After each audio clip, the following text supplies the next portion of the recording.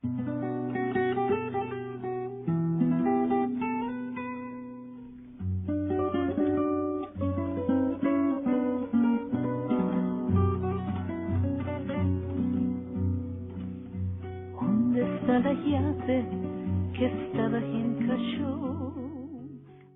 buenas tardes a todos los que nos escuchen. Yo espero que no solamente desde Francia, sino también desde Argentina, Israel, España, que son por este orden los países que tienen más visualizaciones del documental Tu boca en los cielos.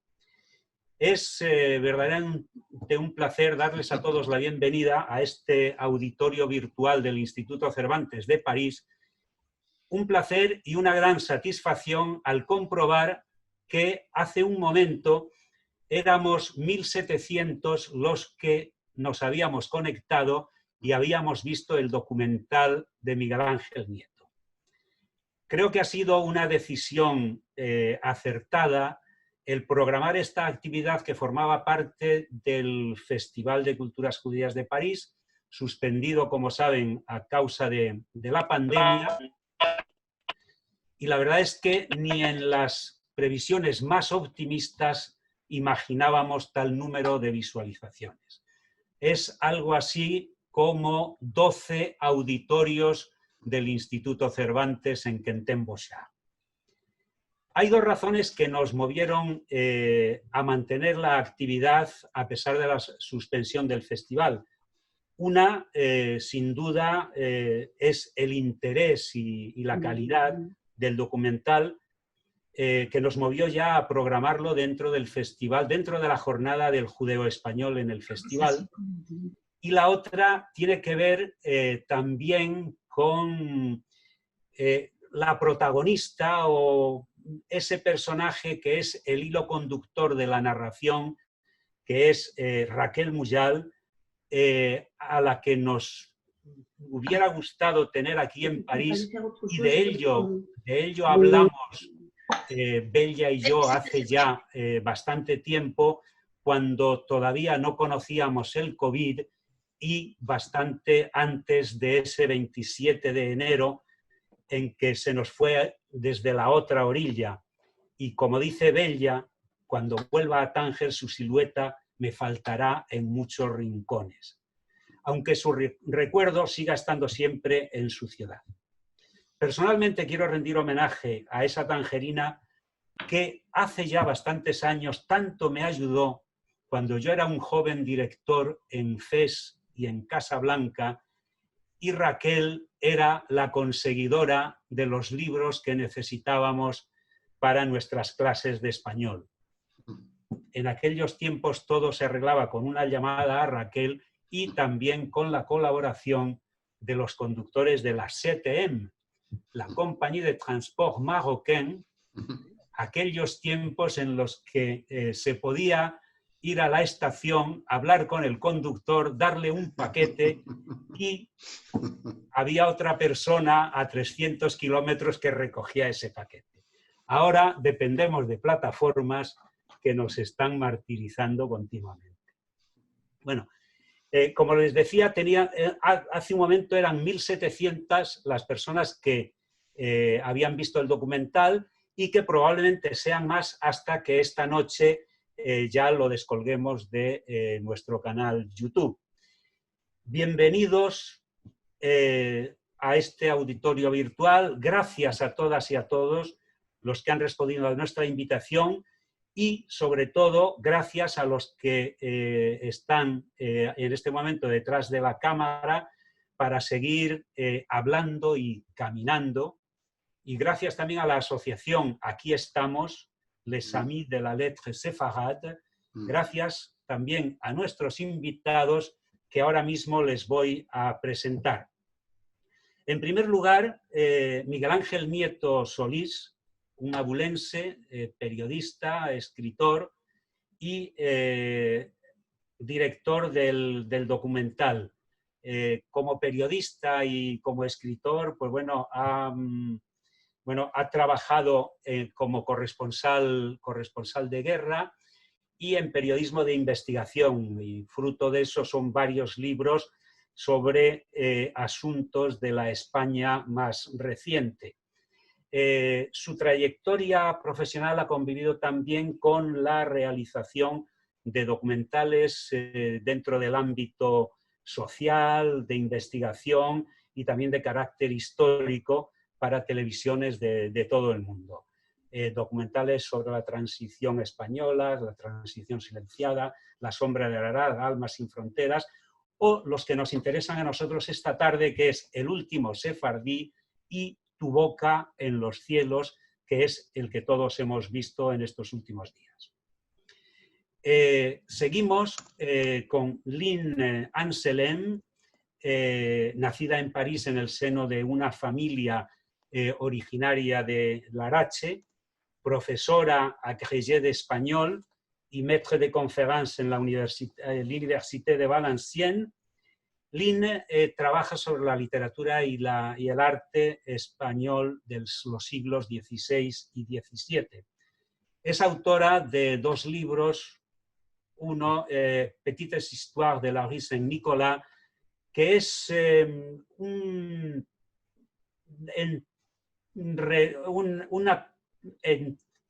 antología deliciosa de relatos cortos con un mosaico de personajes entrañables que van introduciendo ahí la jaquetía en el relato. También es autora de un libro A la rencontre de García Lorca y como traductora del español al francés ha traducido a Teresa de Ávila, a García Lorca y más recientemente, autora más reciente, Núria Amat. Es una entusiasta defensora de la jaquetía y durante algún tiempo animó en el Instituto Cervantes de París los tesesitos en jaquetía. Bella Cohen, antepongo el nombre tangerino, Cohen-Kluger, tangerina también de una familia de habla española, con estudios en el Liceo Francés de Tánger, después hace letras, una licenciatura de español en la Universidad de Lyon, con una beca, esto me lo dijo que lo recalcara, del gobierno marroquí. Profesora agrégée de español, dice, aunque en su familia no se hablaba jaquetía, todos en casa la conocían, me dice. Es la vicepresidenta de Aquí Estamos y colabora habitualmente en la revista Caminando y Hablando. Y Abraham Benjo, catedrático de lenguas clásicas, director del Instituto Francés de Madrid, director de Affaires Culturelles de diferentes regiones francesas, entre ellas Midi-Pyrénées y Rhône-Alpes. En esta última región también fue director general adjoint, ocupándose de la cultura y de un departamento, un polo que era Vivre Ensemble. Políglota, amante de las lenguas, toda su vida se ha interesado por el diálogo intercultural y por la pluralidad lingüística francesa y por la diversidad de las culturas judías. De él dijo Jorge Semprún, y voy a citar de memoria, tal vez no sea exacta la cita, dice, y en el papel de Marx, Abraham Benjo, un judío de Tánger que habla todas las lenguas del Mediterráneo. Exagerado. Bueno, pero lo dijo ahí Jorge Semprún en una novela que es Algarabía. Abraham Benjo tiene dos textos que a mí me han interesado mucho sobre la comunidad sefardí de Tánger. Uno era La pavana para una comunidad difunta y otro es un texto que yo creo que leyó en un acto académico en el Lycée Renaud que va dirigido a sus hijos. Son textos entrañables sobre esta comunidad sefardí de Tánger. En este momento veo que estamos 73 detrás de las pantallas.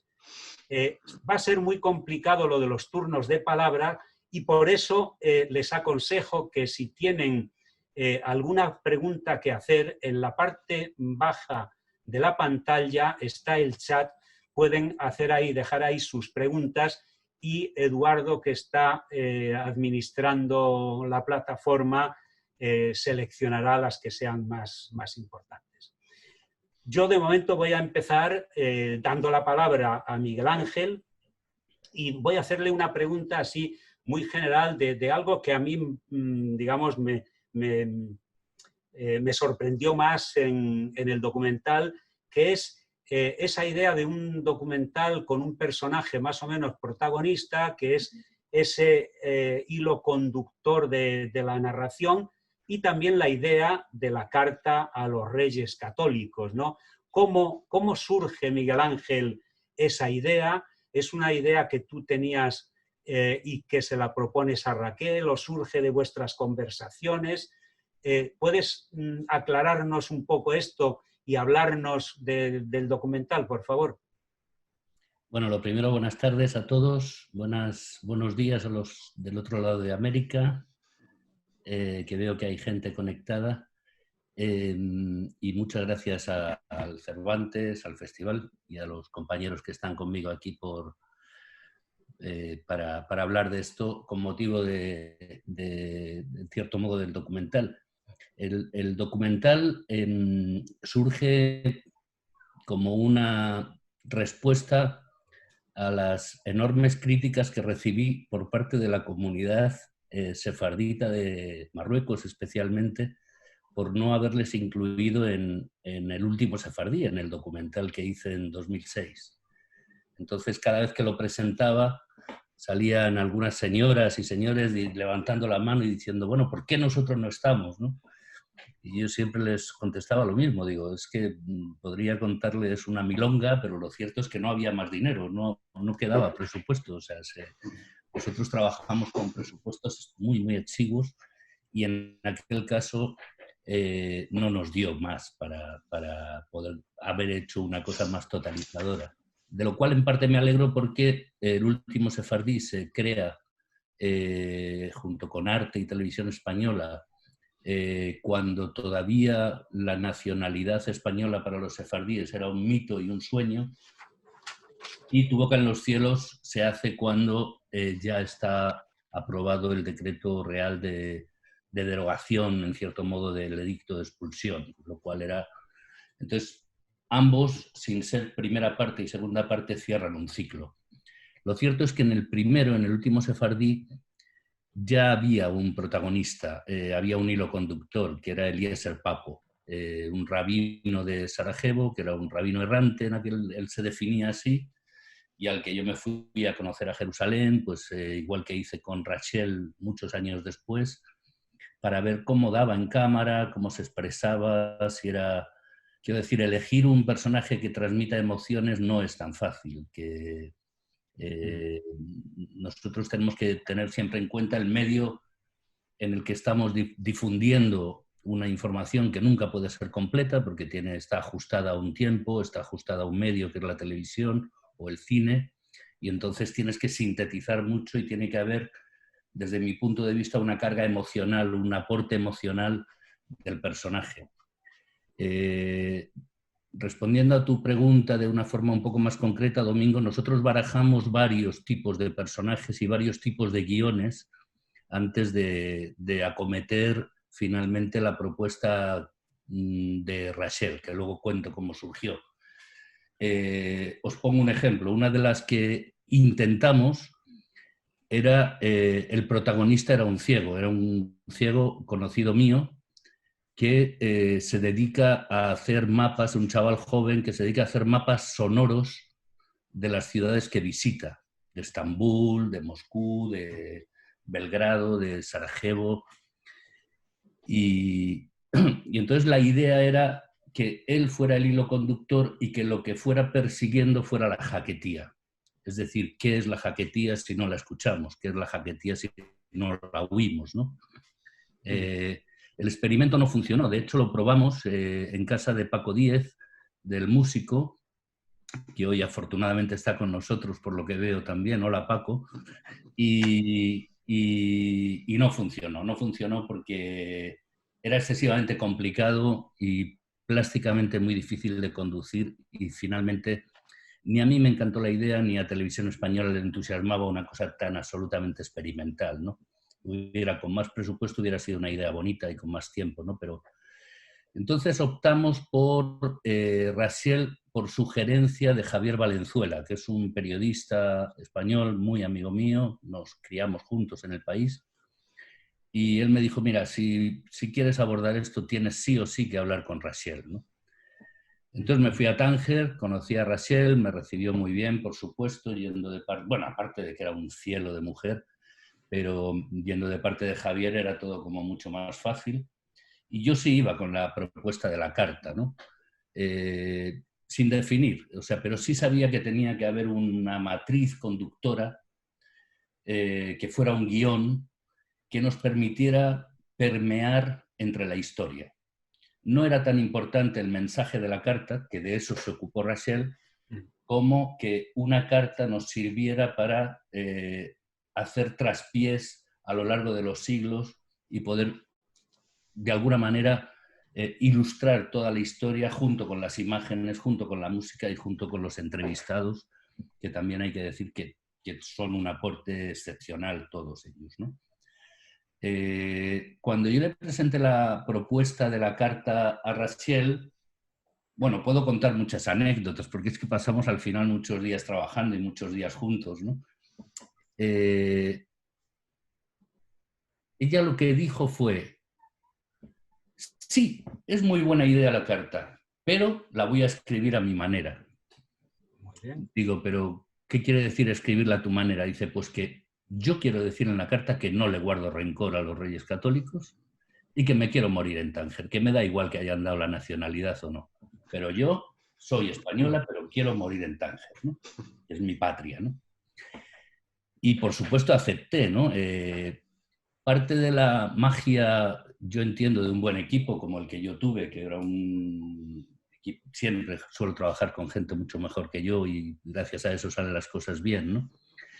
Pero parte de nuestra magia consiste en que ese personaje al que decidimos finalmente que es nuestro hilo conductor se apropie de la idea y crea que es suya, porque si no, no va a funcionar. Si le estás imponiendo una idea, entonces hubo una parte de persuasión y de comidas y de copas y de risas y de todo, hasta que al final parecía que era Rachel la que nos daba las instrucciones, ¿no?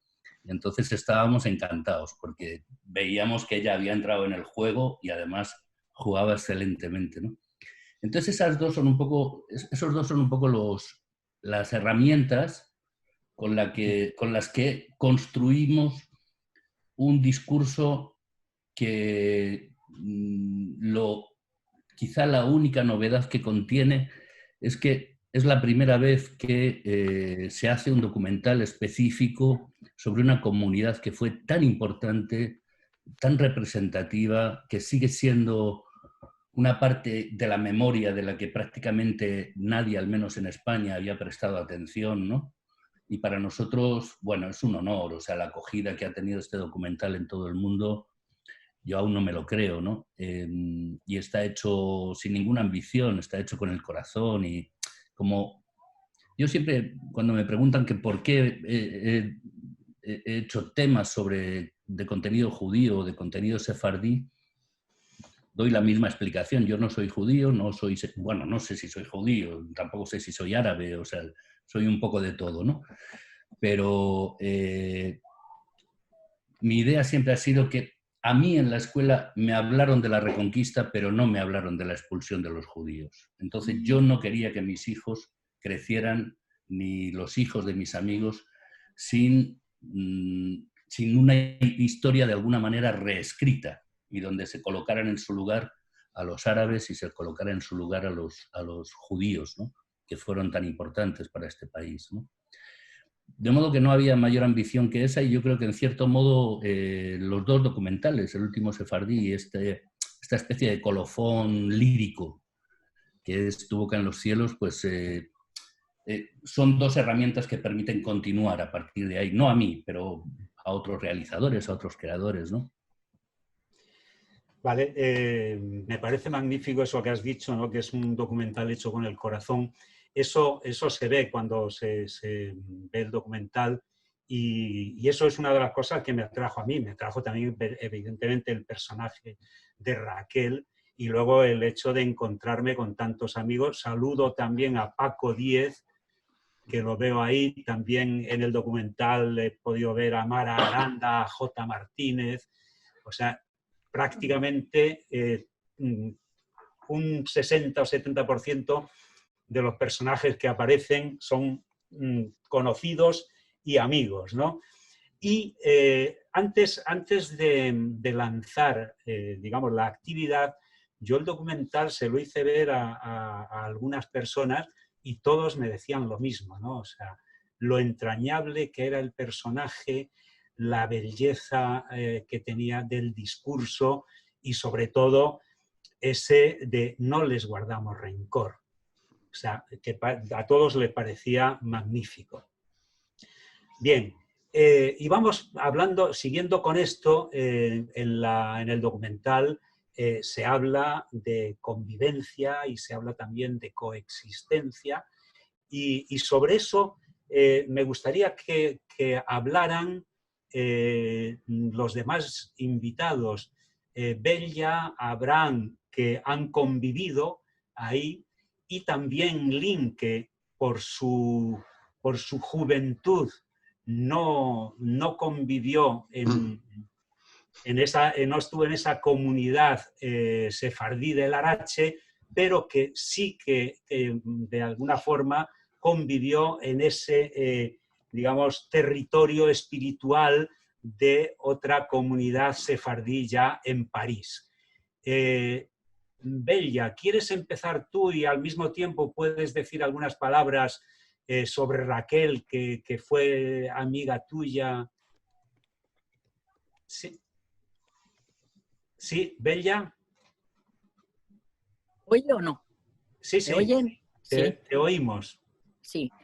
Pues sí, yo quería hablar de Rachel, como dijiste tú, que cuando yo vuelva a Tánger, porque estuve en Tánger en septiembre pasado, y si no la veo, la voy a echar de menos mucho, porque, bueno, porque Rachel era en Tánger, como ella era parte de Tánger, como Tánger era parte de su vida, como lo dice ella en el documental. Ella es tangerina, es de Tánger, quiere morir, que le entierren en Tánger.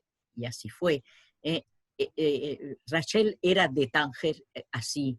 Desde que entró en la Librairie de Colón, Rachel fue como la personificación de la cultura, diría yo, entre comillas, europea en Tánger. Nadie, ningún escritor, visitante, artista que pasara por Tánger podía evitar entrar en la Librairie de Colón, y al entrar en la Librairie de Colón, pues se conectaba con Rachel, y de ahí se le abría un mundo especial, que era también como un mundo secreto de Tánger. Ese mundo de los artistas, de los escritores, de la librería, que para muchos tangerinos era como un mundo misterioso, al que no tenían siempre acceso, si no tenían acceso a ese grupo, digamos, que era, se podía decir, una especie de jet set de la librería de Colón. Y quien llevaba todo esto era Rachel, tanto en francés como en español o en inglés, o también en árabe, porque hablábamos de convivencia. La convivencia era también coexistencia de los idiomas.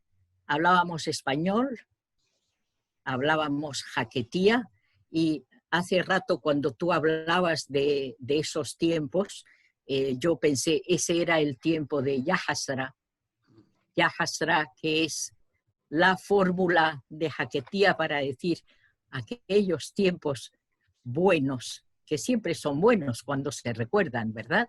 Pues los tiempos de Yahasra era el tiempo de Tánger Internacional, en el que todos, no, mi generación, digamos, existimos, nacimos, crecimos, vivimos en un mundo que parecía un mundo como un paraíso, todos juntos, no había diferencias de nadie.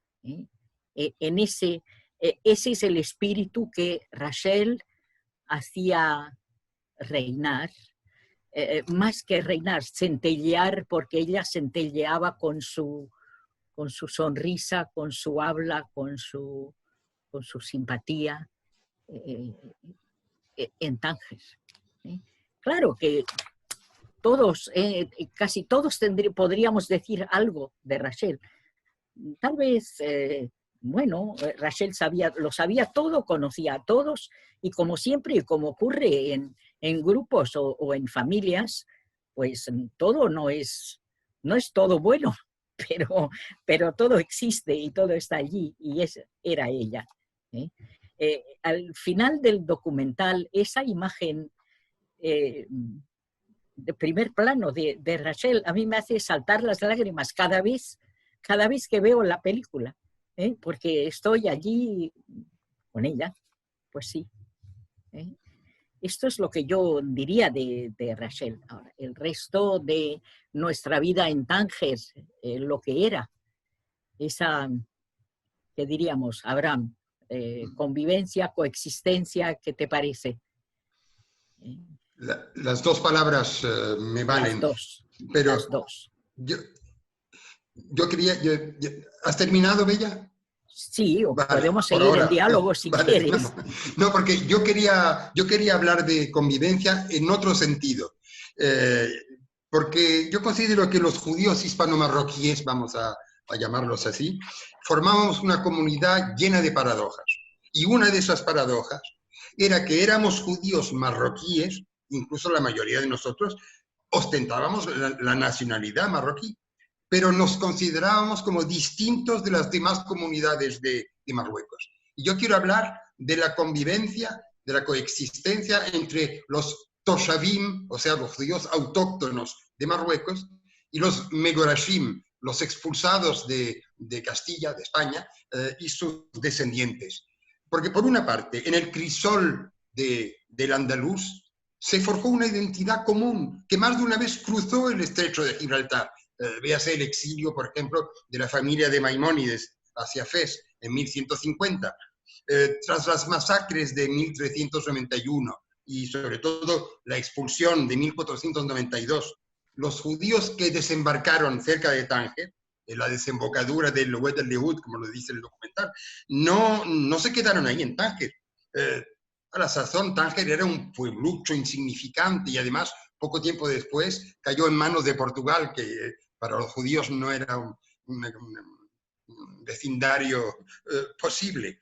Entonces, no se quedaron en Tánger, sino que se fueron al interior, hacia Fez, Meknès, Rabat, y la cohabitación entre Toshavim y Megorashim, autóctonos y expulsados, no fue fácil, pero hubo cohabitación. Incluso a menudo hubo fusión. ¿Cuántas palabras de origen español entraron en el idioma judeo-árabe marroquí, e incluso en el árabe marroquí dialectal, normal? Y naturalmente, Lynn nos lo explicará, cuántas palabras árabes adornan nuestra jaquetía. Y los intercambios culturales fueron constantes y profundos. La indumentaria, la gastronomía, la liturgia, las relaciones intelectuales entre rabinos. Eso por una parte. Y por otra parte, unos siglos más tarde, cuando los hispano-marroquíes desarrollan primero la comunidad de Tetuán, madre de las comunidades hispano-marroquíes del norte, y luego, a partir del final del siglo XVIII, desarrollan la comunidad de Tánger, cuando esta ciudad pasa a ser capital diplomática de Marruecos, pues estas comunidades se perciben a sí mismas como muy diferentes de las del resto de Marruecos, a las que tildan, ya saben, desdeñosamente de forasteras, extranjeras. Cultivan su dialecto judeo-español, la jaquetía, su patrimonio musical tan rico. Sus ketubot, los contratos matrimoniales, se refieren explícitamente a las costumbres de las santas comunidades expulsadas de Castilla. Se consideran como la aristocracia del judaísmo, pues descienden directamente de las comunidades españolas. Y esto ni siquiera ni siquiera siempre es cierto. Entre los que vinieron a repoblar Tánger, Tetuán, Arcila, Larache, Alcázar Quibir, Chefchaouen, no todos eran descendientes auténticos de los expulsados, sino que eran muy a menudo toshavim que se habían asimilado a la cultura judeo-española. Si me permiten una broma, yo diría que eran algo así como judeo-españoles nuevos, como los cristianos nuevos. Y esta es la primera paradoja sobre la cual quería yo insistir, que en el norte de Marruecos estas comunidades reconstruyeron una sefarad en gran medida imaginaria.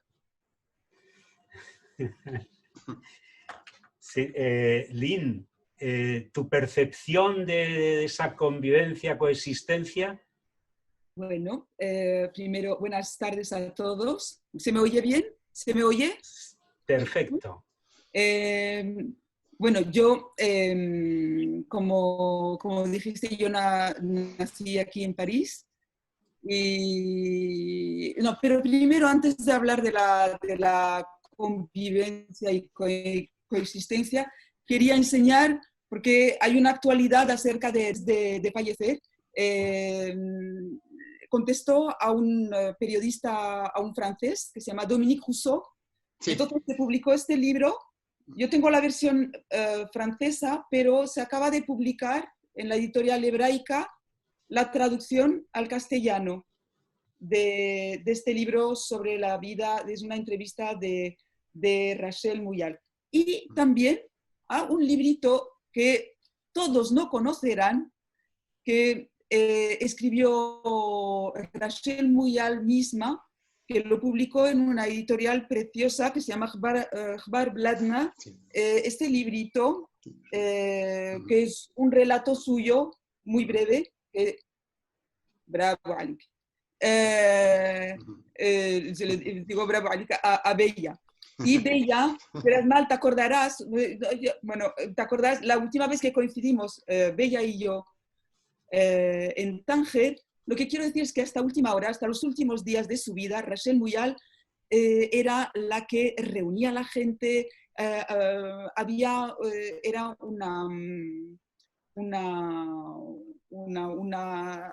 había una presentación en el Cervantes a la que fuimos, ahora mismo no recuerdo el nombre de la persona que vino, pero era una intervención excelente, y reunió a todos los que estábamos ahí y montó una cena y hubo un intercambio, hubo un momento, ella lo hacía, ella era la que llevaba esta vida cultural hasta estos últimos años. Era hasta el último día. El último día falleció lista y vestida y la esperaban para un acta y una comida con escritores. Bueno, en cuanto a la convivencia, y para volver a lo que decía Abraham, efectivamente lo de la diferencia entre los nuestros o los muestros y los forasteros, es algo que se mantuvo, pero hay una relación muy fuerte. Y en cuanto a la convivencia con los musulmanes y los cristianos, había mucha amistad, y eso lo comentamos antes, pero ellos lo dirán mejor que yo, me parece, ni Bella o Abraham, que vivieron en el Tánger internacional. Y mi familia es de Larache, mi padre, y de Tánger, mi madre. Mi abuela de Alcázar y la otra abuela de Mogador. Pero lo que quiero decir es que se vivía junto, la gente convivía, pero el tabú mayor, me parece, que se mantuvo, y el tabú mayor era el de los matrimonios. Y se dejaba más libertad, me parece, pero ellos dirán más que yo, a los muchachos, a los chicos, más que a las mujeres, en la relación con gente de otras religiones. Más tolerancia en la convivencia, en la cercanía con los cristianos en la época del Tánger internacional, pero también amistades muy fuertes, muy duraderas con algunos musulmanes. Y cuando ya después de la independencia, con la gente que se quedó. Hay una relación muy estrecha, de mucha confianza, y entre también judíos y musulmanes, y con mucho cariño, mucho respeto, pero entre individuos. Pero lo que dice también Rachel en el documental es la cuestión que ahí se queda, es la cuestión política y de la existencia de Israel, y cuando ya no se habla de personas, sino de conjuntos, los árabes, digamos, los musulmanes, los judíos, y cuando ya no hay cara, pero cara a cara las personas se han querido, han convivido, han compartido mucho, y sobre todo, por ejemplo, en las fiestas, en el compartir, también respetar las culturas, y por ejemplo, eso es lo que he vivido siempre y lo que viví también en Francia, lo que trajeron mis padres con sus vecinos aquí mismo en Francia. O sea que hubo una especie de trasvase de la comunidad desde Tánger Tánger, Tetuán, a Francia o a Venezuela, Argentina, ¿no? De la comunidad en Francia, no tanto. Por ejemplo, hubo reuniones y cosas, por ejemplo, en la asociación France Mabat, esas cosas durante los años 80, sí, pero comunidad judío-española, tangerina, en Francia, no tanto como, por ejemplo, en Canadá, donde las comunidades son muy fuertes y la gente se reúne. Y, por ejemplo, la Esnoga de Petah Tikva en Toronto o en Montreal, donde hubo también el florecimiento de la obra de Solilevi, de Gerinel. Pero no quiero hablar demasiado, que también hablen los compañeros. Lo dirán mejor que yo.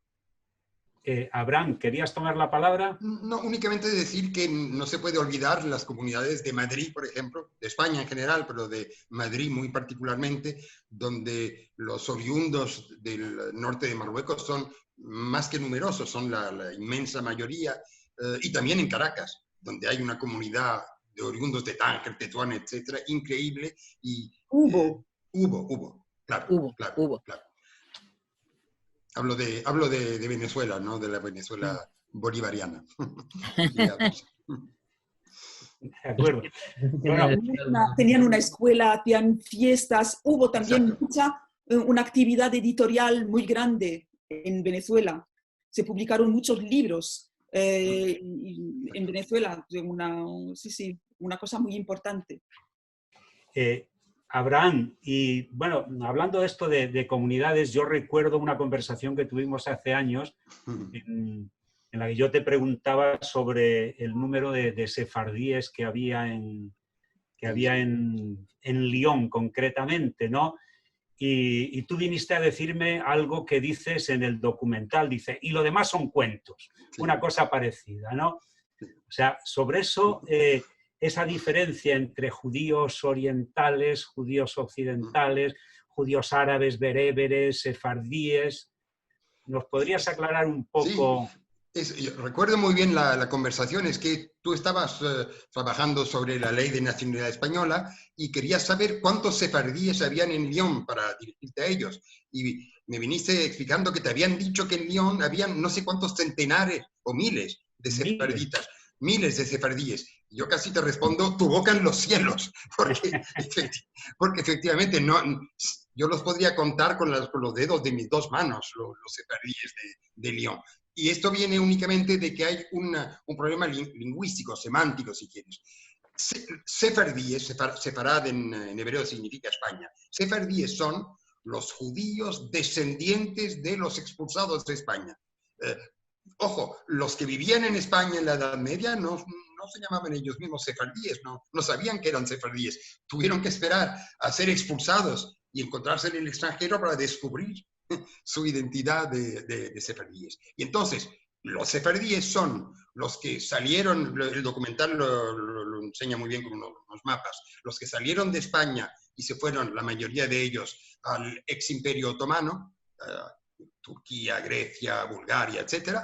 Los que se fueron hacia Londres y sobre todo Ámsterdam y Amberes, los Spinoza, fines de esta gente, y una minoría que se fueron al norte de Marruecos, y del norte de Marruecos a veces se fueron algunos de ellos a Argelia o a Túnez, pocos, pero vieron algunos que estuvieron en Argelia, en Túnez. Esos son sefardíes. Tienen algo que ver con España, con la cultura española, con la lengua española, hablaban jaquetía para lo que concierne al norte de Marruecos, judesmo para los que se iban para el Imperio Otomano. Bueno, de eso ya supongo que hablará Lin un poco más tarde. Esos son los sefardíes. Pero de un tiempo a esta parte se ha venido a considerar que todos los que no son ashkenazim, o sea, que no hablan yiddish, que no son oriundos de Polonia, Alemania, Rusia, etc., todo lo que no es ashkenaz es sefarad. Es absurdo. Bueno, a veces es completamente absurdo. Llamar sefardíes los judíos, yo qué sé, de Yemen o de Siria, etc., es completamente absurdo. En el caso de África del Norte, bueno, tiene un poco más de racionalidad, porque efectivamente la cultura judeo-española en el norte de Marruecos y luego un poco en el norte de África era tan potente que se impuso a los demás. Entonces la liturgia judeo-argelina, tunecina, tiene mucho del origen español. Y culturalmente hubieron intercambios que hacen que, bueno, cuando un judío tunecino, argelino, te dice que él es sefardí, algo de verdad está diciendo. Pero, en fin, poco de verdad, porque no tiene nada que ver con España, no habla español, ninguno de sus antepasados jamás habló español, ellos hablaban árabe, y luego, cuando el protectorado francés o la conquista francesa de Argelia, hablaban francés, en el sur de Marruecos igual hablaban francés. Español es únicamente la zona norte de Marruecos, la zona de protectorado español, la ciudad de Tánger, Ceuta y Melilla, Gibraltar un poco, y luego, claro, el ex Imperio Otomano, y nada más. Y por eso añadía yo que todo lo demás son cuentos. Vale. O sea, esos de Marruecos serían lo que tú llamabas antes los nuevos sefardíes. Exacto. Muy bien. Miguel Ángel. ¿Sí? Domingo, con permiso, quería... Sí. Bueno, primero yo delante de Abraham me quito el sombrero porque lo explica muy bien, ¿no? Pero hay dos cositas que me gustaría contar y que no tienen, digamos, nada que ver con las raíces, ¿no? Pero es desolador viajar por el norte de África, por este norte de África y especialmente por el norte de Marruecos y ver que no queda nada. Que quedan tumbas. En el documental hay una persona que dice qué triste ha sido, hemos dejado solos a nuestros muertos, ¿no? Hay decenas de cementerios allí, pero ¿sabes? O sabéis, o saben mis queridos colegas y lo desolador que es llegar a Tetuán con lo que aquello fue, ¿no? Esa ciudad tan mágica y tan extraordinaria, ¿no? Y encontrar solo a dos abuelitos y a un pariente de ellos que cuida teóricamente el cementerio a cambio de que le des una moneda, pero que no sabe ni quién es quién porque está medio desquiciado ya, ¿no? O llegar a Chefchaouen y no encontrar absolutamente a ningún sefardí. O llegar a Casablanca y que te digan, no, aquí hay más de 1000 sefardís y no es ninguno sefardí. Es decir, que también es verdad, con respecto a esto que decías, Abraham, que yo he conocido a gente, y algunos salen en el documental, pues que eran gente de Tetuán o de la orilla norte de Marruecos, y por necesidad se fueron a Orán o se fueron a Argelia a trabajar. Exacto. Sí. Montaron familias. Es decir, que sí hubo, en cierto modo, una penetración cultural importantísima, como decía Abraham, de la cultura esa, ¿no? De la cultura sefardí. Exacto. La jaquetía que se hablaba la jaquetía que se hablaba en Orán se llamaba Tetauni. El dialecto de jaquetía de Orán era el Tetauni, porque eran gente que venían de Tetuán. Tienes toda la razón. Y luego había cositas. había intervenir también? perdón, con la... Sigue, Miguel Ángel. Bien, había otra cosita en la que quería llamar un poco la atención, que lo ha dicho antes Bella y luego lo ha repetido Lynn, que es, bueno, pues en memoria de Rachel, ¿no? Que tiene que ver con el documental. Rachel, bueno, desgraciadamente nos ha dejado este año y con las botas puestas, o sea, maquillada, lista para salir esa tarde, y desgraciadamente no pudo acudir a sus miles de compromisos que tenía a todas horas en todas partes, ¿no? Pero yo recuerdo cuando nosotros propusimos tanto a comunidades sefarditas y judías de muchos lugares del mundo que no nos apoyaron, como a Televisión Española, que finalmente sí nos apoyó económicamente, que habíamos hecho un dossier donde ponía vamos contrarreloj. Es la última oportunidad de entrevistar a estos últimos testigos de la historia. Son los testigos que vivieron esa coexistencia y que cuando las comunidades, las naciones del norte de África declaran su independencia, se abruman, les entra un miedo lógico por la posible islamización de esas naciones y entonces huyen y se queda vacío, ¿no? La prueba es que varios, no uno ni dos, sino varios de los entrevistados y de los partícipes del documental han fallecido desde que lo terminamos hasta hoy, ¿no? Y entre ellos alguien importantísimo, y ahí está Oro Librovich en Toronto, creo que siguiéndonos, Sí. es Soli Levi. Cuando fuimos a Toronto no pudimos entrevistar a Soli Levi porque ya estaba muy enfermo, ¿no? Él no falta en el documental. Afortunadamente Lynn me dio unas imágenes de una entrevista que ella le había hecho, que son las que aparecen en el documental, pero fíjate, llegamos tarde, llegamos por 1 año o 2 años, llegamos tarde a conocer a uno de los patriarcas de la jaquetía y de la música, ¿no? Pero bueno, pues era un poco lo que quería decir. Y luego sobre, creo que Bella lo has dicho también, sobre ese primer plano que te refieres de Rachel, si queréis luego, si pasamos a un terreno un poco más de anécdotas, te cuento cómo está grabado y cómo lo hicimos, porque desmonta todos los mitos, ¿sabes? Siendo auténtico y siendo verdad, ¿eh? Pero bueno, luego si tenemos un ratito, porque claro, las cositas estas de los rodajes es lo que tienen, ¿no? Que al final dices, ¿pero y esto cómo lo habéis hecho? Bueno, si os cuento cómo se han hecho las cosas a veces, ¿no? O sea, Abraham, tú recuerdas cómo te asaltamos ahí de mala manera. en la casa de Velázquez, me acuerdo muy bien. Exacto, a Lynn la cogimos y la metimos en mi casa, la sentamos ahí, venga, tenemos que entrevistarte. Bueno, o sea que... Tout bien, tout honneur. Tout bien, tout honneur. Menos mal que sois gente maravillosa. Bueno, hablaremos de las anécdotas, pero antes deberíamos hablar un poco más de la jaquetía. Bueno, y al hilo de esto que decías, Miguel Ángel, de esa desolación, yo espero que en Tetuán se siga conservando la sinagoga de Ben Walid, que se restauró hace unos años, aunque no sé quién está ahora mismo cuidando de esos lugares, y el Ayuntamiento de Tetuán se ha ocupado de ello, como sí colaboró en la restauración, se hizo con fondos de la Junta de Andalucía y bueno, con el consentimiento del Ayuntamiento de Tetuán. En un momento en el que, bueno, había unas relaciones muy estrechas entre la Junta, el Instituto Cervantes, el Ayuntamiento. Yo espero que eso siga siendo una especie de lugar, o sea, de un archivo de lo que fue ese Melag de Tetuán, donde llegó a haber 14.000 judíos viviendo allí.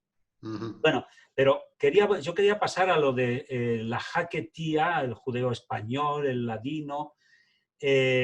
Bueno, las cifras sobre el judeo español son bastante inexactas, pero bueno, se habla de unos 150.000 en Israel que hablarían judeo español, Y Lynn, tú que estás más informada de eso, ¿podrías situarnos la jaquetía dentro de ese judeo español? Pues la jaquetía tiene, digamos, unas particularidades que la diferencian. ¿Puedes hablarnos un poco de ello? Por supuesto, con mucho gusto, pero también lo podrían hacer Bella o Abraham, lo hago con mucho gusto. Pero todo el mundo lo sabrá, ¿no? Los que están aquí conocerán ya la jaquetía. Voy a evocarlo rápidamente, ya lo he hecho en el documental. La jaquetía es el judeo español de Marruecos. Entonces, igual que es el castellano, la base es el castellano de la Edad Media, el que se llevaron los judíos al salir de España, con algunas diferencias según las regiones, porque también hay regionalismos en la jaquetía. Se fueron pasando algunos por Portugal y bajaron a Marruecos. Entonces, igual que digamos que hay dos ramas del judeo español. El judeo español que de los países de los Balcanes, que toca a más gente, que tuvo la posibilidad de desarrollar más digamos, libros, más una cultura mucho más fuerte en el número de personas y en las producciones escritas y otras. Nosotros hemos escrito menos, mucho más tarde y pocas cosas, pero la jaquetía, la peculiaridad, bueno, digamos que en los Balcanes la gente, igual que los de Marruecos, mantuvieron el idioma, pero lo enriquecieron con palabras de los diferentes países en los que habían vivido. Entonces, claro, el que vivía en Grecia, pues palabras de griego, palabras de turco. En el judeo español de los Balcanes también se añadieron muchas palabras de francés, de italiano. En jaquetía la base es idéntica, es decir, es un español medieval conservado con, por ejemplo, los refranes, muchas referencias, todos los arcaísmos son idénticos o parecidos entre el judeo español de los Balcanes y el de Marruecos. El oriental, como dice siempre Abraham, dice el judeo español oriental es de los países de Oriente, de los Balcanes, y el nuestro, que es occidental, que es magrebí, del occidente. Entonces, la base es idéntica. Entonces tenemos refranes, muchos refranes, una base cultural muy parecida, pero después la evolución ha sido distinta. Evidentemente, la cultura, la forma de ver el mundo es muy distinta, pero la base es igual. Es decir, castellano medieval con elementos judíos, elementos hebraicos y judíos. La cultura judía y la cultura medieval española, no castellana, sino española, de diferentes regiones de España, es idéntica. Después nosotros tenemos palabras de portugués y muchas palabras, muchísimas palabras árabes, pero van a decir, pero las palabras árabes también están en el castellano y estaban en el castellano medieval, y palabras hebraicas también, y la diferencia entre el hebreo y el árabe, a veces no hay diferencia. Entonces, digamos que la jaquetía tiene una base lingüística mucho más digamos, coherente en este aspecto. Se mantienen los idiomas semíticos y también el bereber,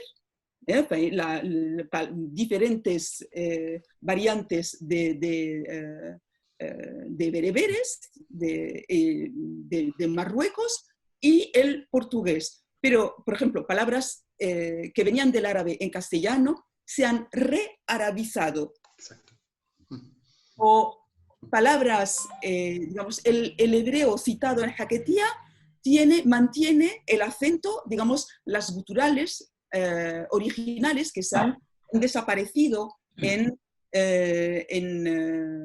por ejemplo, el qaf, el ain, la he, la diferencia entre, por ejemplo, el nombre de nuestro querido Abraham, decimos he, y no es he como la jaquetía. Hay, digamos, una gran riqueza fonológica, pero una limitación, digamos, que es entre el castellano, el árabe, las lenguas bereberes, el portugués, se mantiene todo. Por ejemplo, la rearabización, por ejemplo, una palabra como aceite, que es una palabra árabe, zait, y se ha añadido, como en muchas palabras de castellano, el artículo, el al, asimilado con el zait, es decir, az-zait. Significa el aceite en árabe. En español, aceite. Y en jaquetía, aceite. Se vuelve a decir como en árabe, pero como en castellano se dice el aceite. Es decir, que es castellano rearabizado, y también se tiene, por ejemplo, palabras que tienen la raíz árabe. Siempre uso el mismo ejemplo porque es bonito, el wahsh, que es de nuestra cultura, el wahsh, que es la nostalgia, pero se conjuga como un verbo castellano. Me wahsheo, te wahshea, se wahshea, no te wahsheates de mí. Ahí va. ¿Te wahsheates de mí o no te wahsheates? Y la forma de hablar cantando, como en algunos pueblos de Castilla, como los aragoneses, que también cantan a veces al hablar, pues nosotros también cantamos, pero cantamos a veces con elementos también árabes. Y la forma, ya ven, no puedo hablar sin mover las manos. Eso también, por ejemplo, cuando hablabas de Tetuán, la miré a Bella y le dije, porque una anécdota, estábamos en Tetuán hace años, Bella y yo, paseándonos, y desgraciadamente estaba todo cerrado. Eso es también, eso es de jaquetía, estaba todo cerrado. Y no podíamos ver las sinagogas. Estábamos por la calle, antes y no ahora, con la descansada de mi madre, contigo, y por la calle. Bella dice, espérate. Se paró y habló con una pareja que pasaba, les preguntó, y esta pareja tenía las llaves de las desnogas, las llaves de las sinagogas, porque escapada de mal, miró, estoy hablando de jaquetía, metiendo cada vez más palabras de jaquetía, poco a poco. Escapada de mal significa que Dios la cuide. Escapada de mal, que no la toque ningún mal. Escapada de mal es para decir un cumplido de lo que vio Bella. Vio a esa gente y vio que eran judíos. En esta expresión, por ejemplo, ven cómo hablo jaquetía. Cuando digo escapada de mal, son palabras castellanas. Es castellano, pero no digamos, todas las palabras son castellanas, pero no tienen ningún significado en castellano. Cuando digo los judíos, uso sonidos que no existen en castellano actual. ¿Entienden? Y entonces, y la forma de hablar cantando, digo, o escapada de mal, se paró, los miró que eran judíos, los conoció, y nos fuimos y nos metimos y los mirimos, porque esta es la conjugación también de jaquetía, los mirimos, nos alegramos, entramos en esta esnoga endiamantada, y nos alegramos, y Dios nos ayudó, entramos, y todo se sahleó, todo se abrió, se facilitó para que pudiéramos entrar. Lo explico, pero esta es la jaquetía. Con palabras de portugués, la palabra esnoga es portuguesa, pero con muchas sinalefas. Las jaquetías, sinalefas por todas partes. O en lugar de decir tu hermano o tu hermana, tu hermano, la esnoga. Así se habla. Pero todo eso, ¿cómo se puede aprender? Se está yendo. pero tiene una riqueza porque con el contacto, con la posibilidad de hablar, de decir una palabra con origen español o árabe o portugués o de hebreo, se puede, cuando se describe a una persona en Jaquetía, es siempre uno busca el contacto, busca la complicidad. ¿Por qué? Como es una comunidad muy pequeña, se busca esa relación, esa complicidad con el interlocutor. Por eso también hay mucho humor en la Jaquetía. Y el descansado de nuestro querido Soli tenía una forma de hablar. El descansado significa el difunto, pero con cariño. El descansado de Soli tenía esa gracia, ese salero muy jaquetío. No sé si lo he dicho todo, si falta algo de lo que se puede decir de la Jaquetía. Prefiero dar un saborcito a lo nuestro. Si alguien tiene alguna pregunta, si quieren algo más sobre la Jaquetía. Creo que lo has dicho de forma maravillosa y bueno, a mí lo que me preocupa en este momento es ¿y cómo conservamos toda esta riqueza? Porque digamos que los más agoreros dicen que la lengua va a desaparecer. Estoy diciendo los más agoreros. Sí. Y que probablemente la Jaquetía se conserve únicamente como cultura en la música, en la gastronomía, en las oraciones, en las historias. Verás mal, lo único que hay que hacer es escribir literatura. Hay poca, pero hay. Antes hablabas de Soli, os enseñaré algún libro, eso es Jaquetía también, ese uso del futuro es Jaquetía. Puedo enseñar algunos libros, algunos elementos que muestran lo que es la Jaquetía, y también en este apuro, recuerdo, antes y no ahora, también cuando fui un día a ver a Jacob Hassan, descansado Jacob Hassan, gran investigador y conocedor de la Jaquetía y del judeo español y de su cultura, fui y le dije, mira, quiero escribir un libro, quiero hacer esto, quiero hacer lo otro. Y me dice, haz lo que quieras, pero haz de una vez. No pienses, no lo pienses mucho, haz, hay que hacer. Estoy viendo que algunos de entre los que están aquí hablan Jaquetía, hay que hacer. Estoy viendo a Daniel Jalfón, al que no conocía, pero Daniel Jalfón últimamente mandó unos fragmentos de Jaquetía muy sabrosos. Sigue. No pararé, claro que continuaré. Eso haré, más y más y cada vez más. No te des salud y que hagas mucho para 120 años, Ferasmal. Algo de mal.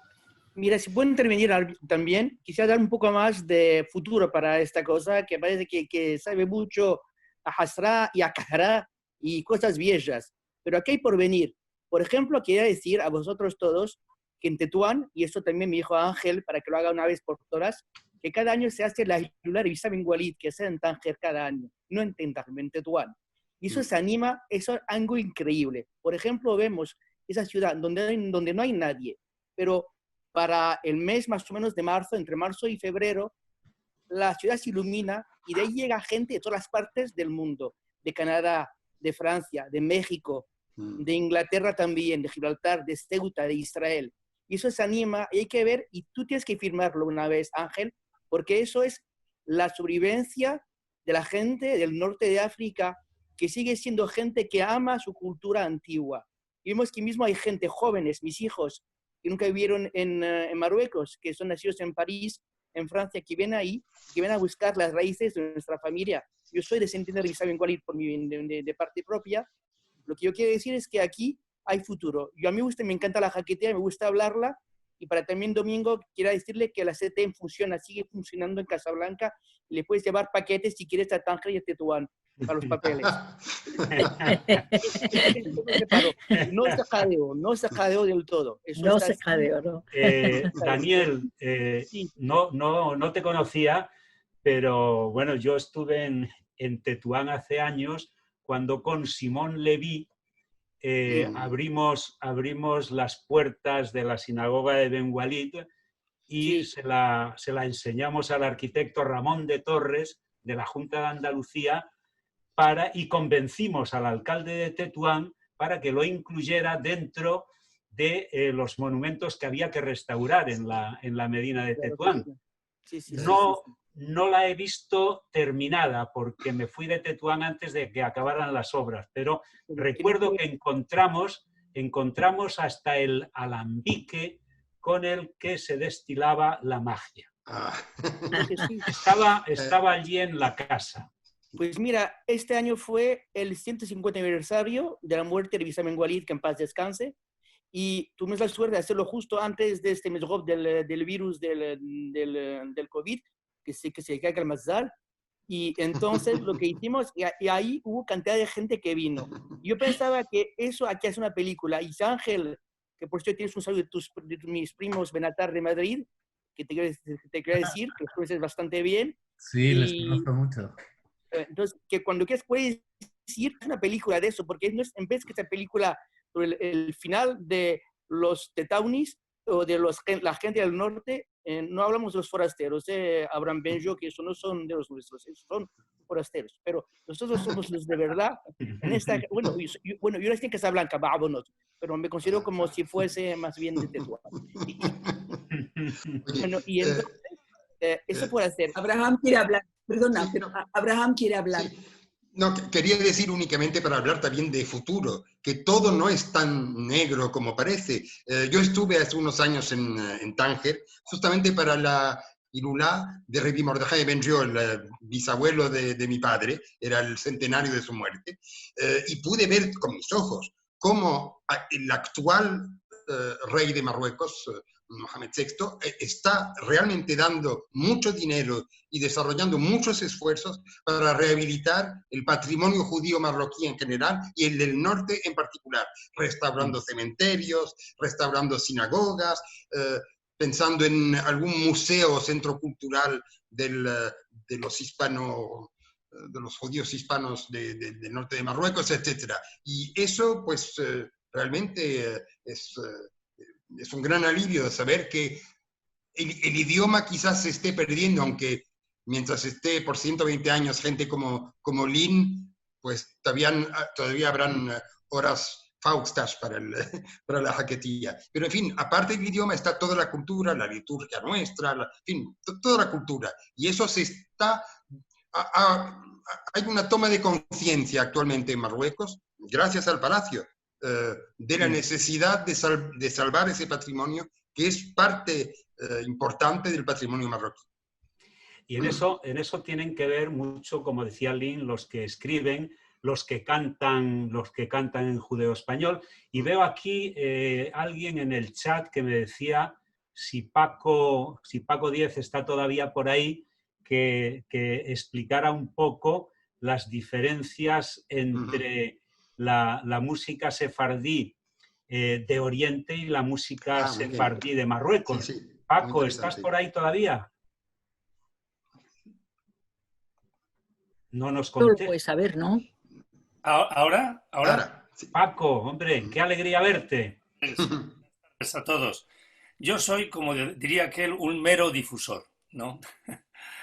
Pero tengo la fortuna de haber conocido a muchos de los que estáis ahí, de los que he aprendido, y otros tantos que no están, ¿no? He tenido, bien es verdad, por mor de las circunstancias, y fíjate que estamos más cerca, porque yo soy licenciado en Filología Francesa, he vivido en Francia, es mi segunda lengua, estoy al lado de Marruecos, donde conocí a Domingo y a otros tantos, ¿no? Igual que luego en Francia, en Toulouse y en otros tantos puntos. Pero he tenido quizás más contacto con los yudesmo hablantes, más que los jaquetí hablantes, ¿no? Curioso, ¿no? Incluso en Israel también, aunque todo se mezcla, pero bueno, luego vas por América, Latinoamérica, sobre todo Centroamérica, y hay comunidades que, como bien decíais, pues son meramente judíos españoles de los judíos del Estrecho.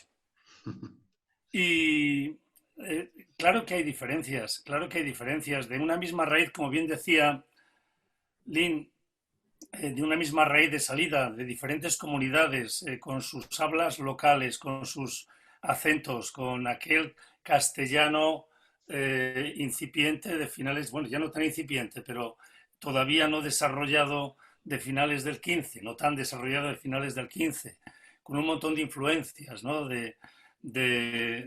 Tanto del árabe como no del hebreo y de otras hablas que precedieron.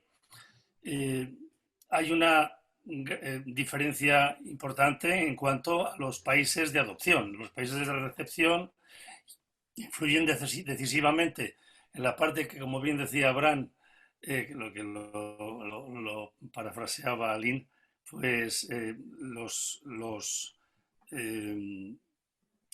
orientales, Balcanes, antiguo imperio otomano básicamente, ¿no? Tienen muchas palabras de los países de adopción y del turco especialmente, pero Bulgaria, Macedonia, Bosnia, Serbia, Grecia, Turquía, Siria, en fin, en la cuenca mediterránea en general, de Oriente, ¿no? Y yo creo, modestamente, que ellos, claro,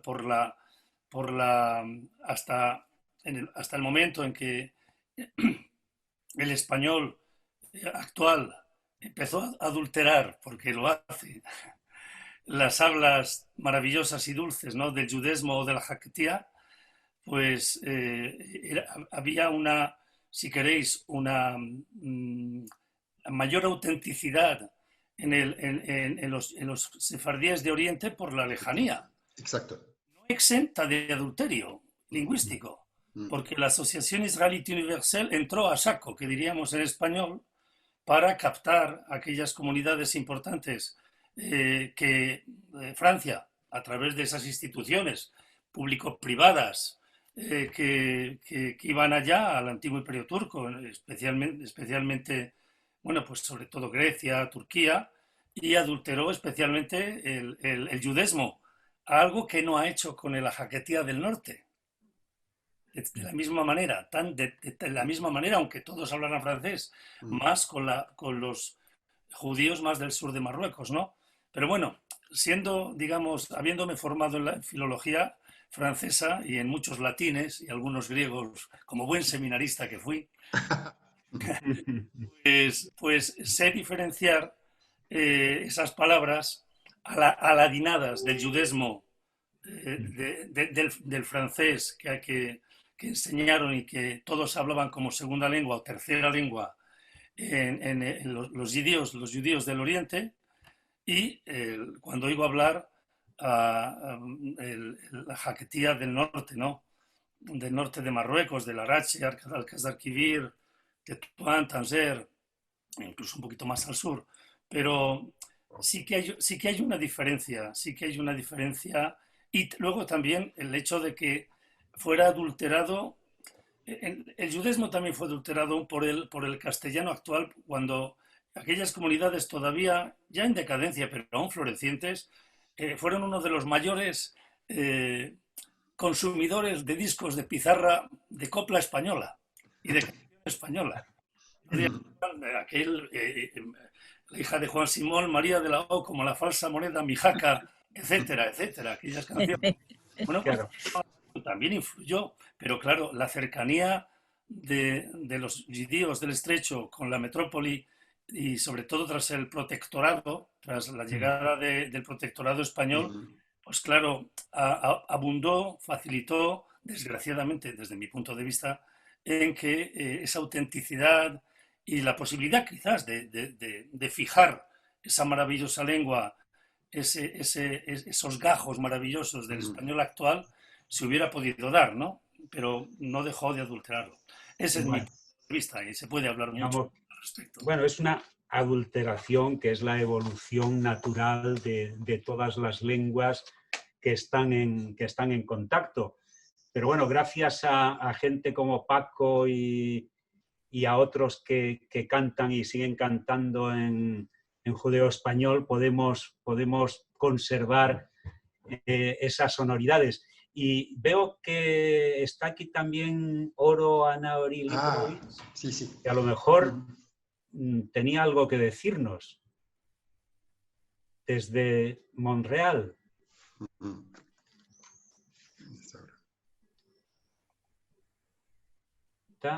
No sé. ¿Cuál es su nombre en...? Oro Librovich. Librovich. Librovich. ¿Un segundo? Librovich. Pero bueno, también quería decirte que estaba François Hazard, de Aquí Estamos, que hubiera podido hablar. No sé si está por aquí. Y ahora, François. ¿me oyen También. ahora? Oro.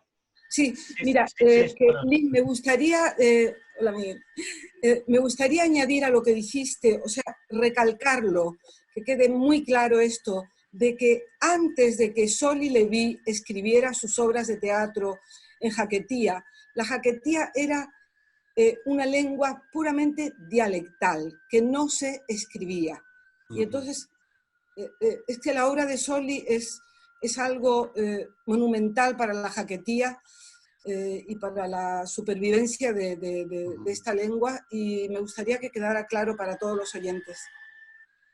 Y bueno, también que esas obras de teatro que escribió Soli, pues las interpretó el grupo Gerineldo, que tuve el honor de dirigir durante unos 15 años, y así dimos a conocer al público lo que era esta jaquetía y las canciones también judeoespañolas, las que se transmitieron desde el año de la expulsión de 1492, que se fueron transmitiendo mayormente de madre a hijas, o sea, por vía femenina, y que sobrevivieron hasta hace muy poco.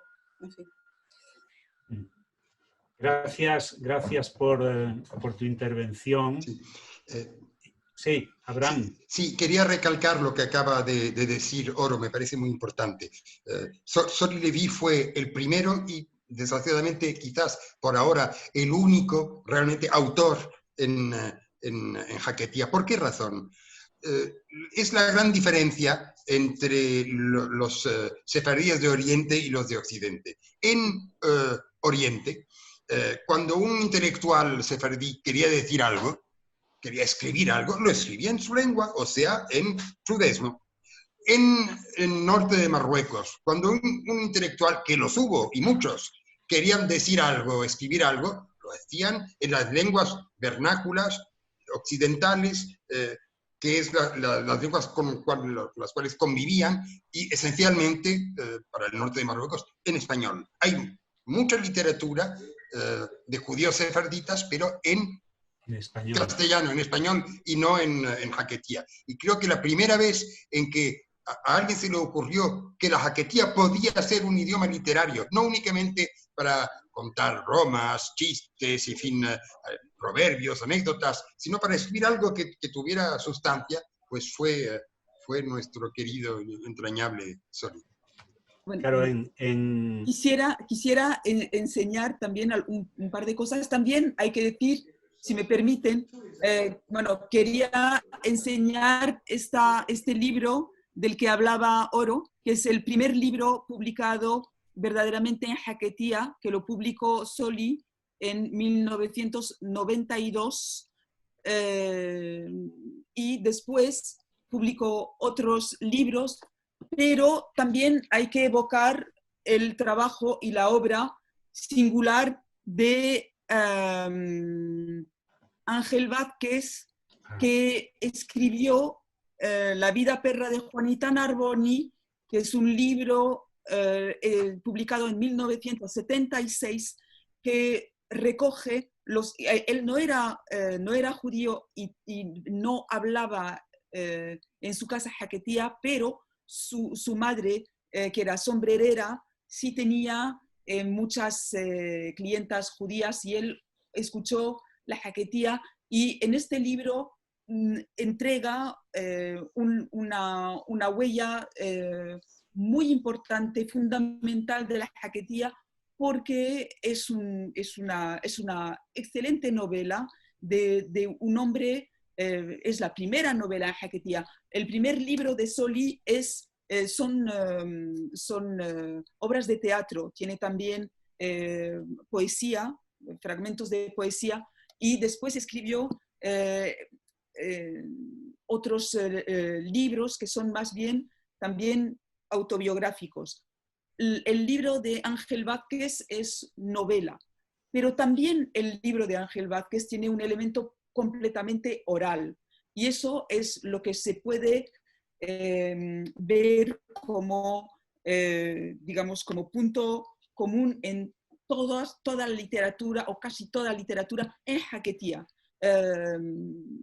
Y también, ya que estamos, bueno, efectivamente lo dijo Abraham, Soli es el mayor autor en Haketia, lo dijo también Oro, es el mayor, el que la habla de una forma más espontánea y viva, pero también hay que recordar el libro de Elito Benchetrit, que aparece en el documental, y también, que es canadiense y también de Montreal. Elito Benchetrit escribió este libro que se llama El Mazal de los Pobres, y lo publica Hebraica. La editorial Hebraica de Madrid hizo mucho trabajo también en historia. Hay que rendir homenaje a Jacobo Israel Garzón por su obra y por todo lo que hace. También quiero, ya que estamos hablando de todo esto, quiero evocar de Esther Cohen Aflalo, que durante casi 20 años escribió y difundió obras de teatro orales en Haketia, en casetes. Los vendía para la OSE, para ayudar una asociación, y es también una autora en Haketia verdadera, una gran autora en Haketia. Y es la madre de un gran escritor tangerino. Leo Aflalo escribe una gran novela sobre Tánger, Los muertos de Ronnie. La aconsejo a todo el mundo.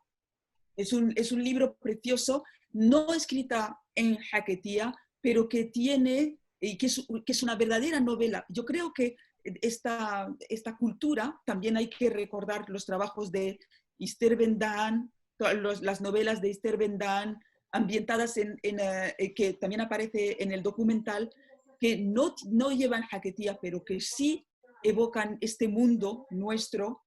Y siempre, cuando hablo de esta cultura, también hay otros autores que evocaron este mundo. Quiero evocar también a Mohamed Sibari, autor larachense, que escribía en castellano y que evoca el mundo judío, por ejemplo, en esta novela y en otro que se llama La Judería de Tetuán. Es un mundo que somos pocos, pero todavía hay cosas por hacer. Está todo muy frágil, pero tenemos que seguir. Y también quiero evocar, siempre lo hago también, este libro, el libro de Ignacio Martínez de Pisón,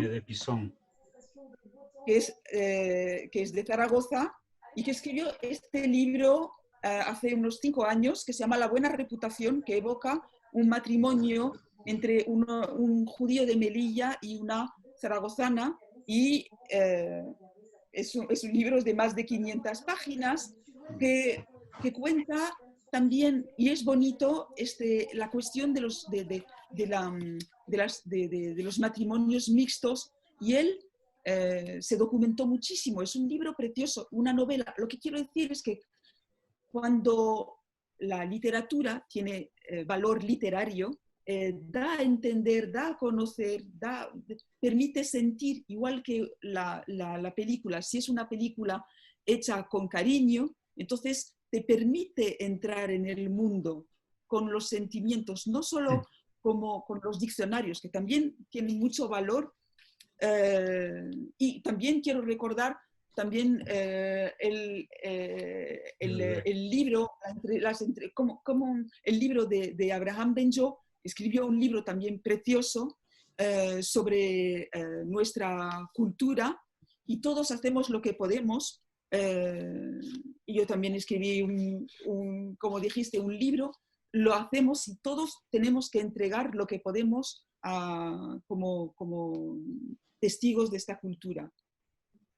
Una cosita, acabo de leer un mensaje y quiero recordar efectivamente el nombre de una persona, porque hemos hablado de los escritores, pero no tanto de los estudiosos, y ahí quiero evocar el nombre de Nina Pinto Abecassis, que también escribió una novela últimamente, pobrecita, falleció muy joven y era una persona, era una brillante universitaria de Tetuán, de origen tetauni, y a la que, bueno, que trabajaba con el profesor Jacob Bentolila en Beersheba, y trabajó sobre los apodos en Tetuán, y falleció el año pasado.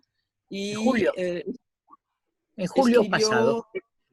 Escribió 2 novelas y que se tradujeron castellano. Las escribió en hebreo y las se tradujeron al castellano. Y era, además de eso, una mujer muy hermosa y una amiga.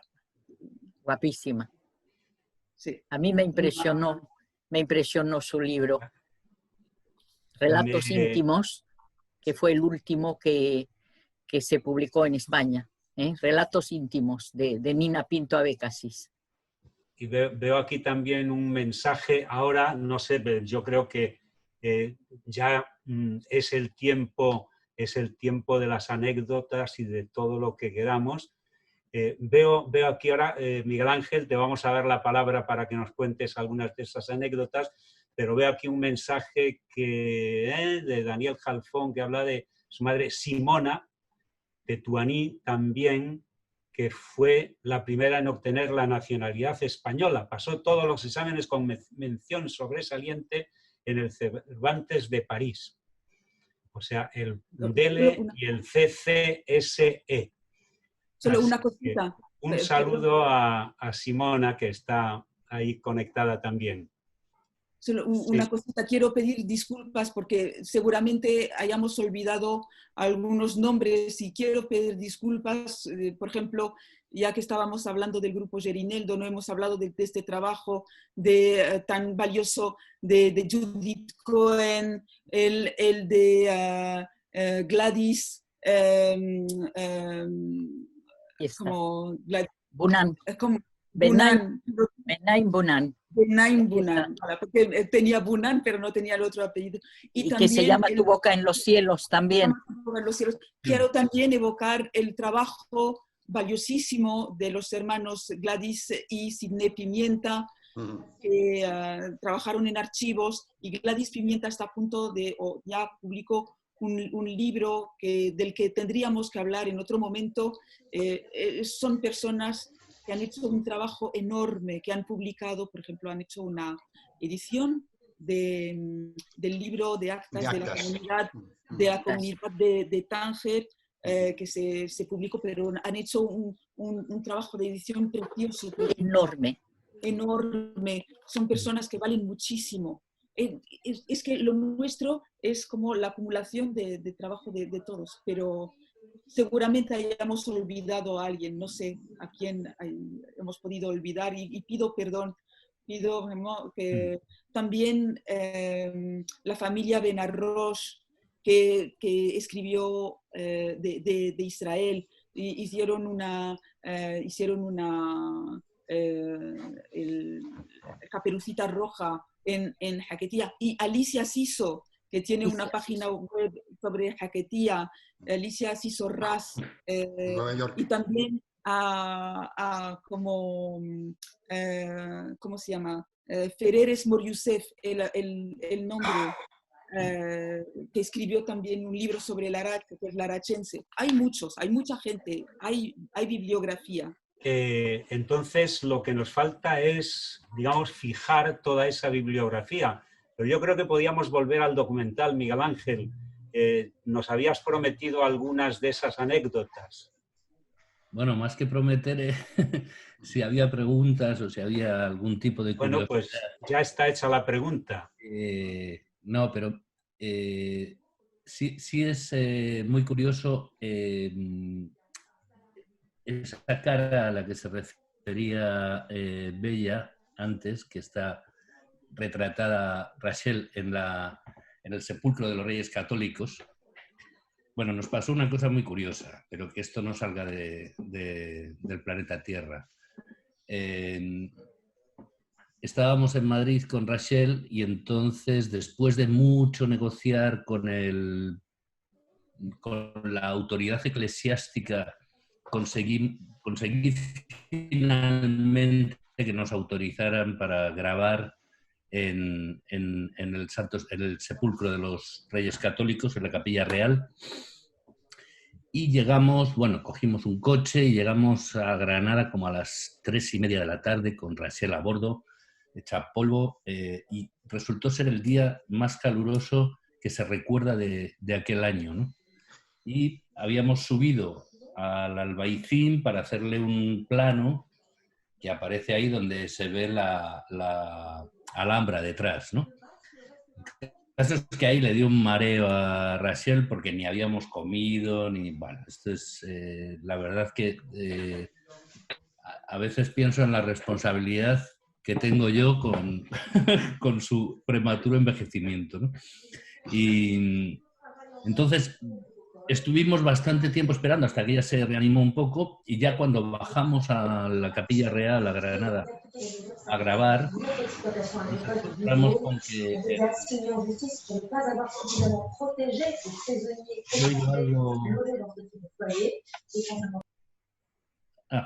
ahí. Entonces bajamos a la Capilla Real y llegamos tarde.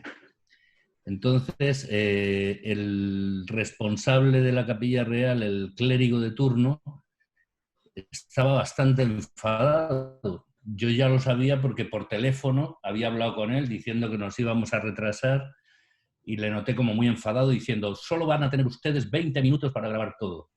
Y entonces, justo antes de entrar, le dije a Rachel, digo, tú eres una gran actriz, ¿verdad, Rachel? Dice, sí, claro. Digo, bueno, pues entonces tienes emocional este clérigo que si no nos va a echar y no nos da tiempo a hacer nada, ¿no? Dice, no te preocupes, yo soy la mejor actriz del mundo. Dice, ¿qué tengo que hacer? Digo, ganártelo. Entonces, según entró, y esto por supuesto no está en cámara, llegó, se arrodilló, le besó la mano, le dijo, es un honor estar aquí con las ganas que yo tenía. Bueno, el hombre se deshizo, el clérigo de turno, y afortunadamente nos dejó grabar casi 35 minutos en vez de los 20 prometidos. Entonces, sí os quiero llamar la atención de a qué nivel de estrés trabajamos en ese momento, porque en 35 minutos sacamos casi 5 minutos de documental o 4 minutos, que es una barbaridad. Pero estábamos con las dos cámaras, súper estresados. Bueno, el caso es que al final lo conseguimos y ya cuando nos íbamos para Madrid, Rachel llevaba un cabreo increíble porque, claro, llegamos a Madrid a las 3:00 de la madrugada, ¿no? En fin, que eran las cosas estas de esta mujer, ¿no? Sí. ¿Cómo? Bueno. No, de estas anécdotas así había muchas, ¿no? Porque me acuerdo, por ejemplo, cuando estábamos grabando, cuando ella estaba escribiendo la carta, pues claro, ahí hay una serie de técnicas que no sé, para los que entiendan un poco, pues se trabaja con los sliders, bueno, hay que talonar las cámaras,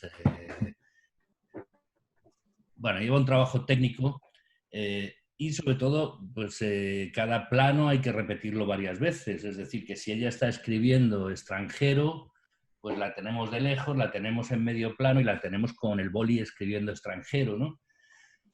Entonces hubo un momento en el que ella se había prestado encantada, como siempre, pero el problema es que era una persona ya con una cierta edad y además con un carácter de dama y era como, no abuséis de mí, ¿no? Entonces, cuando llevábamos 2 horas y pico grabando, dijo, yo ya no quiero carta, ni quiero nada más, se acabó. Todo el mundo fuera, mañana nos vemos. Nos sentó de allí y dijo, ya está, ya no quiero más, necesito descansar, ¿no?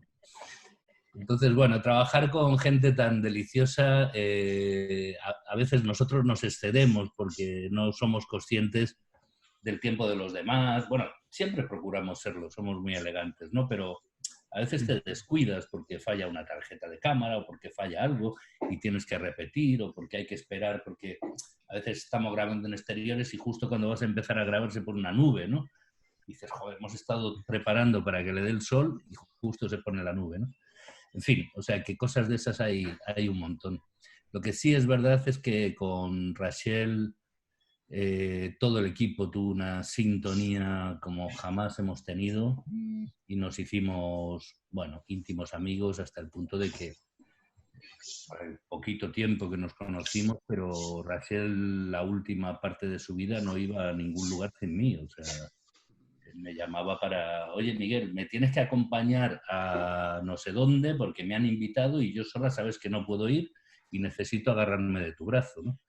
Entonces nos íbamos a Toledo, a Sevilla, a Granada, a 1000 sitios, ¿no? Y yo no pintaba nada, simplemente era su acompañante o su hombre de confianza en ese sentido, ¿no? Fue un gusto trabajar no solo con ella, sino con todos vosotros, queridos compatriotas sefardíes, de verdad. Bueno, yo no sé si hay alguna pregunta por ahí. Tengo una pregunta para Miguel Ángel. La pregunta es la siguiente. En este reportaje que hiciste, ese documento, tengo el sentimiento que me deja un poco, digamos, disgustado de que se rehabilita un poco los reyes católicos. Yo les tengo muchísimo rencor, a pesar de lo que dice Rachel. Para mí hicieron un crimen que no tiene ningún perdón. Mismo si eso permitió que después se haga la cultura sefardí. Pero para mí es igual que si uno dice que gracias al Holocausto, a la Shoah, se hizo el Estado de Israel. Y para mí eso, lo siento, te lo digo con todo mi corazón, porque la película me gustó mucho, me recordó muchas cosas de mi familia, de mis antepasados, pero hay una cosa que yo pienso con esa carta que se hizo, que sería, esto fue la consecuencia del horror que fue la expulsión de los reyes católicos. Pero ahí hay una cosa en la cual no quiero que esta película que sea vista para gente que no tiene justamente ese afán con la cultura sefardí, que pueda pensar realmente los reyes católicos hicieron bien de expulsar a los judíos de España, porque yo no lo pienso en absoluto que eso fue posible. Es la pequeña crítica que me permito hacerte, Miguel Ángel, en tu película, porque esto lo tengo y lo tengo sobre el corazón. La primera vez que la vi, volví a verla una segunda vez y tengo ese gusto amargo de que hay una pequeña rehabilitación de los reyes católicos que no acepto en absoluto. Sí, muchísimas gracias, Daniel. Efectivamente es una crítica que le han hecho mucho a ese documental. No hay ninguna intención de rehabilitación de nadie, si acaso hay mucha intención de rehabilitación del pueblo sefardí en el norte de África, ¿no? Pero es verdad que hay judíos que consideran que el documental adolece de justamente esa crítica que tú haces, de que hay una especie de perdón o de restauración de la figura de los reyes católicos como si hubieran sido buenos, cuando en ningún momento, realmente en ningún momento se dice, o sea, se dice desde un plano personal. Pero yo es que en esa discusión no quiero entrar. Si tuviera que entrar en esto, diría, ¿por qué vosotros, los sefardíes del norte de Marruecos, no habéis hecho este documental y lo he tenido que hacer yo? Sí, Abraham. Ahora, sí, yo quería decirle a Miguel Ángel y a Daniel que yo no leo ese documental exactamente de esa manera. A mí me parece que hay mucha ironía en la posición de Rachel Muyal, que dice, claro, no tenemos rencor, pero luego sigue, ay, lo que os habéis perdido, y os habéis muerto sin ver todo lo que había que ver, y lo que hemos hecho, y lo que somos, etc. hay mucha ironía y mucho, en fin, una especie de humor crítico que es nuestra venganza. Nuestra venganza a los judíos en general no es la violencia, no es matar, no es poner bombas, es utilizar el humor y la ironía. Y es lo que hace Rachel en esa película, me parece. Estoy muy de acuerdo contigo, Abraham. Hay una segunda lectura, que es una lectura de fondo de esa carta, que es demoledora. Demoledora. O sea, el que se quede solo con no les guardo rencor es que es una persona bastante superficial a la hora de interpretar. Lo digo con todo el cariño, Daniel, no te me ofendas. No pasa nada. Y además lo escucho porque sé perfectamente que tienes mucha cercanía con los judíos sefardí y seguramente que no es por eso. Pero como me dijiste que efectivamente esa película fue financiada por Televisión Española, me dije que si no tenías tú ahí algún mensaje que te habían obligado a pasar, que por eso tuviste que ser, a mi parecer, un poco indulgente. Como la película esta fue financiada por fondos públicos españoles, en parte, pensé que había algún mensaje político español para rehabilitar un poco lo que fueron los criminales, que fueron los reyes católicos españoles. No, en absoluto, para nada, Daniel. Mira, el 52% de la película la he financiado yo. El resto lo ha financiado Televisión Española. Es decir, que son minoritarios. Por otra parte, llevo muchísimos años trabajando con Televisión Española y jamás me han dicho ni se les ha ocurrido decirme ningún tipo de instrucción, afortunadamente, porque si no hubiera dejado de hacer el documental, ¿no? Entonces, mira una cosa, Miguel Ángel. A mí me gustaría, si puedes una vez venir a la Ilulá de Tetuán y firmar lo bonito que es. No estuve filmando. ¿Eh? Estuve, pero no estuve filmando. Pero firma la próxima vez, ya está aquí. Antes de que fuéramos a grabar. La ciudad que se anima una vez al año. Un día al año se anima la ciudad, después se vuelve a apagar de nuevo, pero es como si fuese un sueño. Gente que mismo viene y que no piensa que es posible encontrarse con tanta gente en un día únicamente. Después el día siguiente todo el mundo se va para su país, dando tumbos por el mundo. De hecho, mira, los queridos Samuel y Miguel Benatar me propusieron hace tiempo hacer algo sobre Tetuán, un documental o un corto o algo, pero no hemos vuelto a concretar nada, ¿no? Pero a mí Tetuán es una ciudad que me enamora. Me enamora, me parece la más pura de todo el norte, ¿no? Con perdón de las demás, que nunca se sabe. Hay suerte que mi madre está aquí y ella tiene mucha memoria de Tetuán, pero muchísima. Mi madre es Simona, que está aquí en la conferencia, y si quieres hablar con ella es memoria viviente de Tetuán, de todas las fiestas. El micro. Se ha cortado. Se ha cortado el micro. Está diciendo Miguel Ángel que mi madre está aquí en la conferencia y es memoria viviente de Tetuán y puedes hablar con ella si quieres. ¿Dónde vives tú, Daniel? Vivo en París. Ajá. Bueno, tengo pendiente ir a París. Bueno, pues cuando quieras nos tomamos unas tapas y te presento a mi madre. Muy bien. Bueno, no sé si hay algo más, pero yo creo que sí. Una cosita.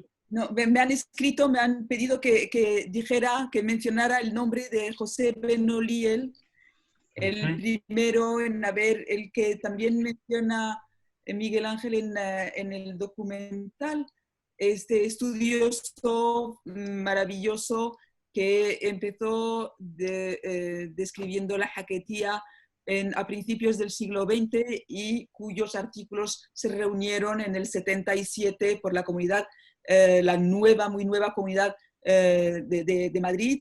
Y también hay que recordar otros autores de diccionarios como Alegría Bendellac y como Isaac Benarroche, que son los tres lexicógrafos de la jaquetía que hicieron un trabajo fundamental.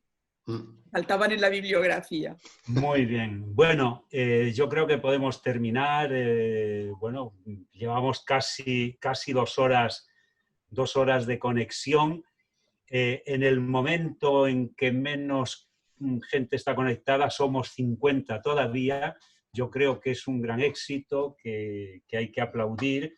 Y yo quiero darles las gracias a todos los que han participado La verdad es que no esperábamos que se conectara gente desde Venezuela, desde Canadá, gente desde Tánger, desde Tetuán, hay también gente que se ha conectado desde Italia, desde España. Gracias a todos, gracias Miguel Ángel por tu generosidad, porque gracias a esa generosidad 1.700 personas un poco en todo el mundo han tenido ocasión de ver el documental. Gracias la asociación Aquí Estamos, gracias Bella por tu entusiasmo, gracias Lynn por tu saber de jaquetía y de bibliografía, Abraham por ese toque de sabio que te confiere ahí, digamos, eso que decía Jorge Semprún también. Gracias a todos y bueno, pues yo espero que en algún momento podamos encontrarnos aquí en el Instituto Cervantes, en la RIC en Tembauchard, o próximamente, vamos a ver dentro de unos meses, en el 11 de la Avenue Marceau. Las obras están muy avanzadas y en 2021 creo que podremos hacer cosas en ese salón maravilloso que tenemos en ese pequeño palacete de Marceau.